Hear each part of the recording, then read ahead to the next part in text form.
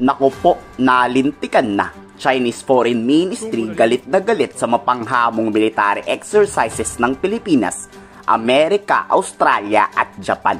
Pagsabog ng digmaan sa South China Sea, kamuntikan na. In response kasi sa military activity ng 4 na bansa, naglunsad rin ang People's Liberation Army China ng sarili nitong military exercises sa South China Sea. Kung nagkataong nagkasabay ito, tiyak malaking giyera ang posibleng sumabog. Ayon sa tagapagsalita ng Foreign Ministry of China, hindi raw magpapadaig ang kanilang bansa sa mapang-udyok na giyera na sinisimulan ng Pilipinas.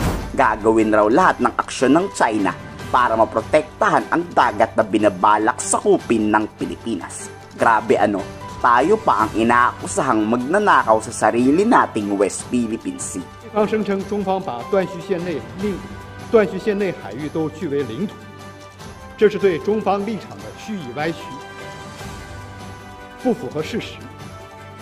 菲方应停止对国际社会的误导，停止借南海问题挑起争端，借外力破坏南海地区的和平稳定。在处理南海问题上， Kung nagkataong sa labas ng South China Sea ginawa ang Quadrilateral Maritime Cooperative Activity, malamang sumiklab na ang kinakatakutan ng lahat na World War III. Ito ang balak ni Xi Jinping, ang magkagera talaga para may dahilan silang sakupin ang buong West Philippine Sea. Babala ng war expert, sa South China Sea mangyayari ang nakakakilabot na napakalaking digmaan na hindi pa nakikita ng kahit na sino man. Hindi to isang pananakop ika ng war expert, kundi isang babala na dahil sa bansang uhaw sa kapangyarihan, mangyayari muli ang pandaigdigang digmaan. In territory that the Philippines has traditionally controlled, you could have World War III, the flashpoint be the South China Sea instead of Taiwan Strait. Wala daw dapat ikapangamba ang Pilipinas. Lahat ng aksyon ng ating bansa ay naaayon sa international law. Kung mapapansin nyo, sarili lang ng China ang nagsagawa ng military exercises sa South China Sea. Alam nyo bakit? Wala kasing naniniwala sa China. May napanood ba kayong balitang sumusuporta sa mga Chinese? Wala naman, di ba? Dahil walang bansa sa buong mundo ang naniniwalang sa kanila ang West Philippine Sea. Kahit nga si Russian President Vladimir Putin ay tahimik sa usapin. Dahil alam ng Russian President na tunay at lehitimong pagmamay-ari ng Pilipinas ang West Philippine Sea. Kaya wala daw dapat ikatakot ang Pilipinas, ika ng Philippine Ambassador na si Manuel Romualdez.